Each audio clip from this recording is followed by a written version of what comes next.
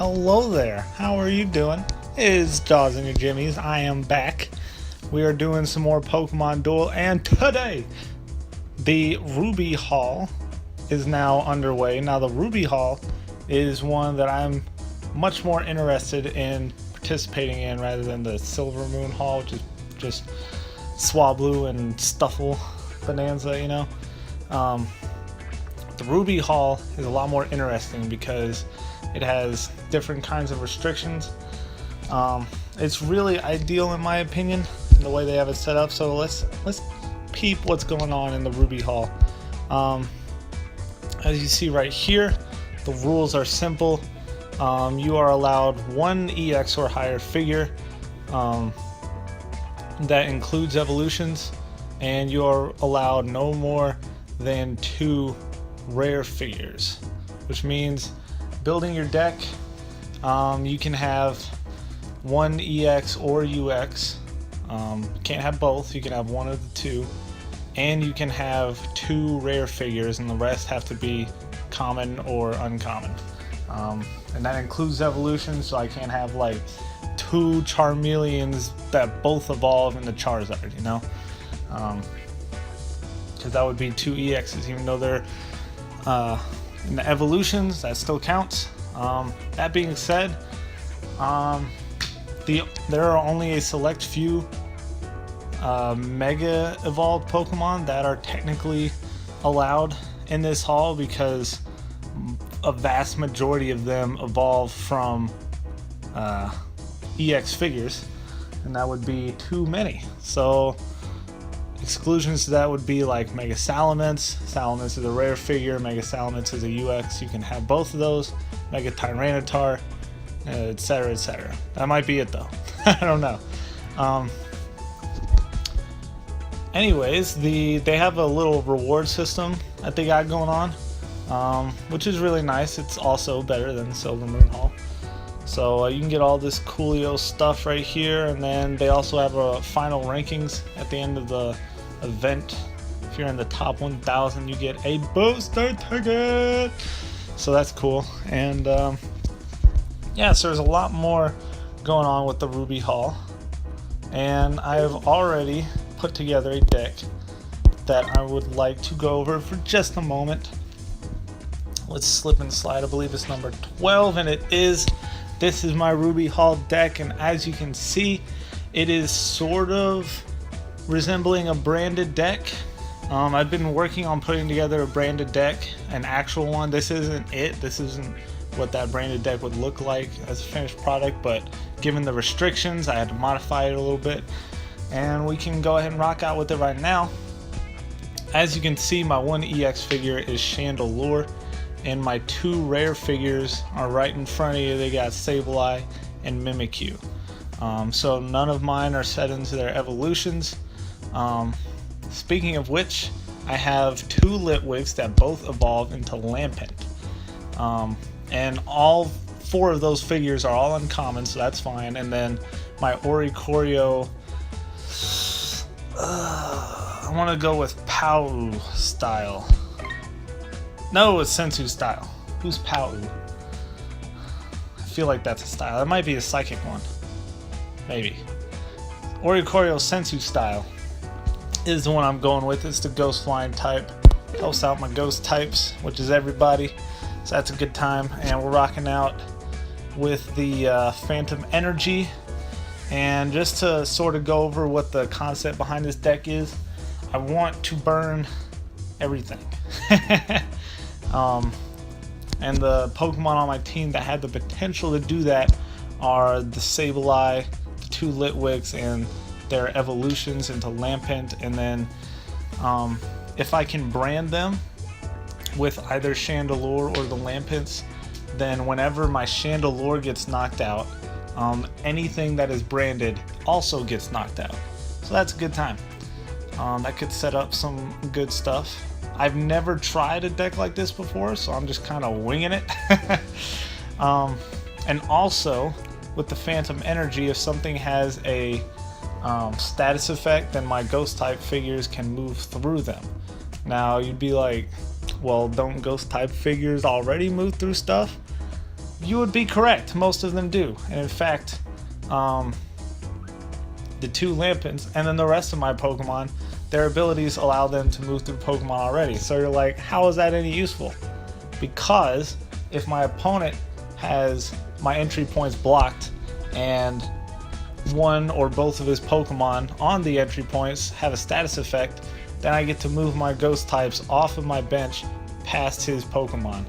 So it allows me to get past the blockage there, which is super duper nice, and that's totally worth it.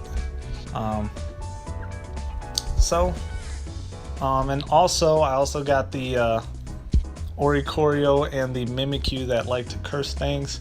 So maybe if I get a curse marker and a branded marker, I don't know if I could get both of those at the same time, but if I could, that'd be super duper dope, because I could just get my Chandelure knocked out and then everything that's branded and cursed at the same time, if it's possible, just gets eliminated from the duel. So that's nice. We're gonna try to pull some sneaky stuff. So let's hop right into it. Nope, not quests. Yikes. Not quests. Back it up. Let's go into the room match, Ruby Hall, and I will be right back when I have a match. And here we go. Look at this. This is interesting.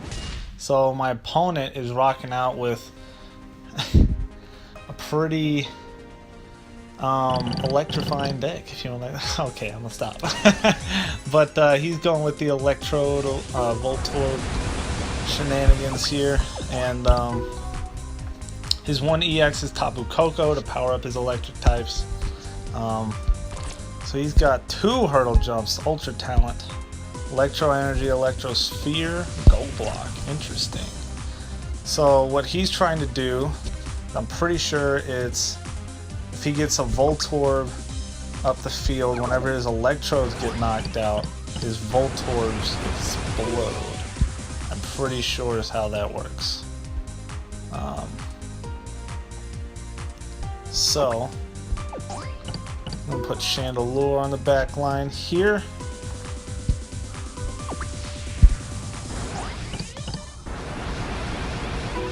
And get his Tapu Koko over for free, that's fine.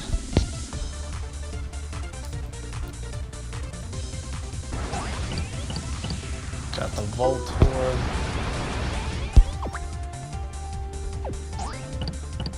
And if he wants to Hurdle Jump over my Litwick onto my entry point, I'll be able to move my other Litwick out and get in front of him, which is why he did not do that. I'm going to move Sableye out here, so I can hopefully get over right here. Nicely done. And my Litwicks, if you're wondering how on earth am I going to evolve them, their ability allows them to evolve when they burn something, so that's actually pretty easy considering that massive Will-O-Wisp.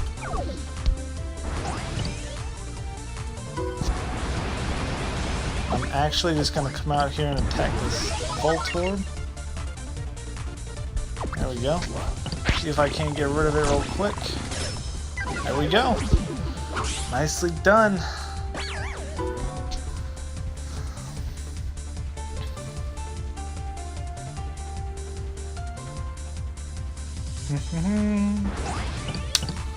And I might just do the same thing with this.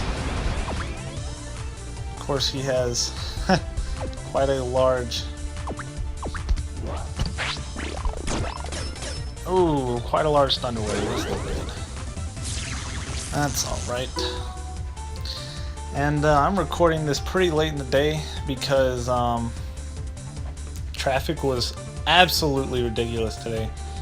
Like, my goodness. You know, they had one of those, you know, one of those signs that they have on the interstate that, like, they can change the message. They had one of those. Jeez. They had one of those up, and usually it just tells you like how far away something is along the interstate or something of that nature. But today, what this sign read was that there was a crash up ahead, like 15 exits down the road, and oh, there we go. There's a crash like 15 exits up the road, and like it suggested to pick an alternate route, and that the road was just straight up closed. So like the entire interstate was just closed. I'm like, it was a rough day. So I had to find an alternate route, and then that route didn't end up working out because they had part of it closed off, and it was just so annoying.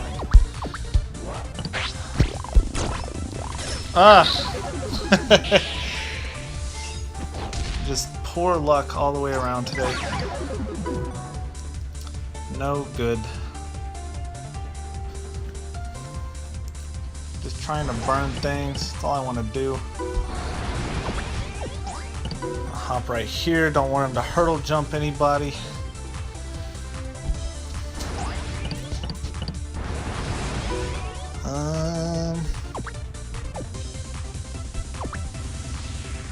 Let's see.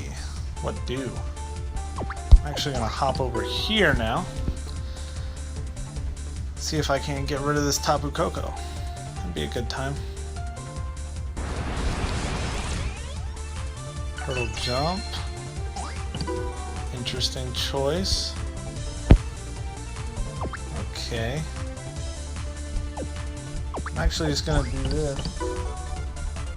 He's probably, I guarantee you, he's gonna end up trying to goal block his Electrode. How much you want to bet?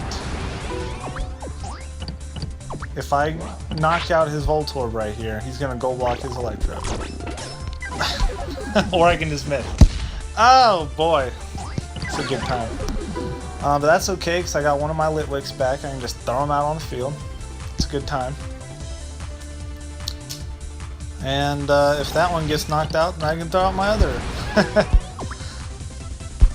Litwick on the field. So, you know, we're doing things.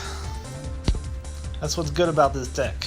I can't really get bogged down on my side of the field. And he's just gotta attack me. He wants his other Electro back. And I want to burn his stuff. But he won't let me.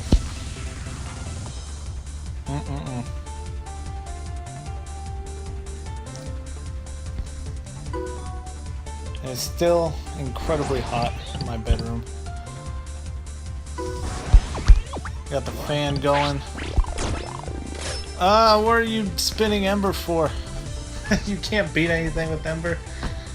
Oh boy. Just gotta get something going here. Anything at all.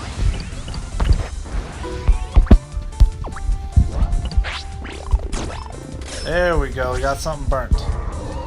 Now the wheels are turning. I get to evolve my Litwick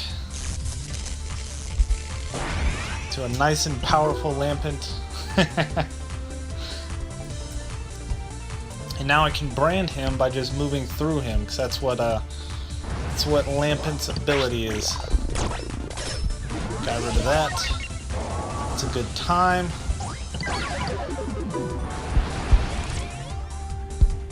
Let's see. Let's pop my Phantom Energy now. I need to try to make my moves semi-quickly, just so I can get ahead of this guy on time. He's taking his time with his turns.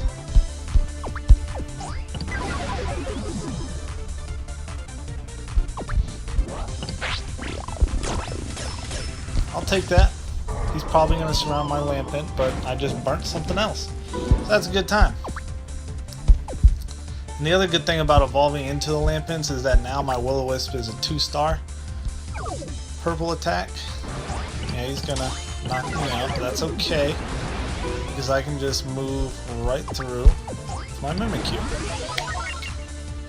because of my Phantom Energy. So that's a good time.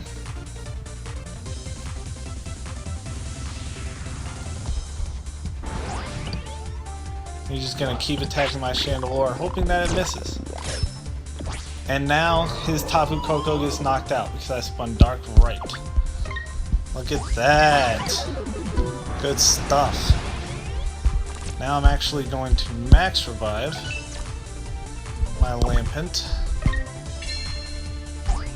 Stick him right here. There we go. We're doing stuff.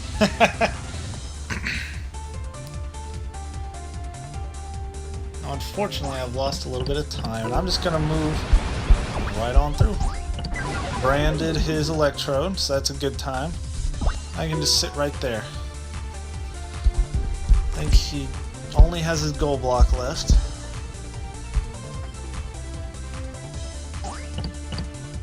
Now I'm okay with that. Ooh, he wants... I see you, big dog. See, if I had moved my Litwick out and surrounded his, what's it called? Electrode, then my Pokemon that are next to his... Yeah, I see you, big dog. My Pokemon that are next to his Voltorbs would in turn get knocked out, which would not be good, because then he would win.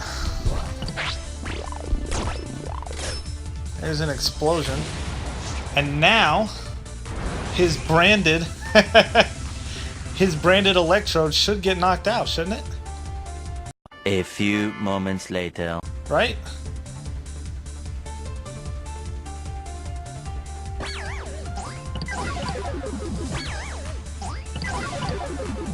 Boom! There we go. Alright, so a lot's going on here. So what just happened was, because he spun Explosion on his Voltorb, then I guess everything... Oh, okay. I'll explain after I win. So what just happened was... he spun Explosion next to my Chandelure, right? So my Chandelure got knocked out and triggered his ability that any Pokemon with a branded marker gets knocked out. Okay? So the only thing on my opponent's team that had a branded marker was his Electrode sitting on his goal point. Right? So, because his Electrode got knocked out by being branded, he got to choose, or his Electrode's ability activated, which meant his other Voltorb got to explode as well and knock out my Mimikyu that was sitting right next to it. So, because... so what just happened was his his Voltorb exploded, knocking out it and my Chandelure, which triggered my Chandelure's ability, knocking out the branded Electrode, which triggered his ability, knocking out his other Voltorb and my Mimikyu, but my Lampent was sitting next to his Electrode, so because his Electrode was branded and got knocked out, that left his goal wide open for me to take. Boom! And that is exactly the purpose of this deck. I am kind of surprised it worked out like it did, but that was perfect. Everything I wanted to do with that deck, with the exception of getting things cursed, happened. I couldn't ask for a more well done duel right there. That shows you how it's done. And my opponent was using a viable strategy with the Electrodes and the Voltorbs. Nothing wrong with that, and I'd be a fool if I did another duel with that, because I showed you everything I wanted to. However, I do believe we get a booster ticket for the first win. So if that is the case, There it is. We're gonna go ahead and pop open that booster ticket for you guys. Man, how about that? I had a successful duel. That's a good time right there. I don't know why I clicked fusion just now. Some of you may have noticed I changed my name up here in the top left to my actual name, and because I did that, because I got this idea from a buddy of mine to start a new series with Pokemon Duel, being sort of like a road to 3,000, to a 3,000 ranking. And what I want to do is try to, like, if I can start a new account while still keeping this one that I currently have. Rhydon's not a bad pull. Then I'm going to want to do that, and we're just going to start fresh. It's going to be a free-to-play account, and we're just going to climb the ladder, see how long it can take for me to get up to 3,000, starting fresh with a brand new game, not buying any gems, not buying nothing, just luck of the draw, trying to get the random time booster pulls and what have you. See how long it takes to do that. I think that would be super fun. It'd be really interesting, see how long it would take, and but of course it all rides on the fact if I can keep this account and make a brand new one at the same time. I'm pretty sure you can. I'm gonna look into it. So thank you guys so much for watching. If you enjoyed this video, if you like the branded deck, let me know. Be on the lookout for the next video. Should be coming up in a few days. Bye.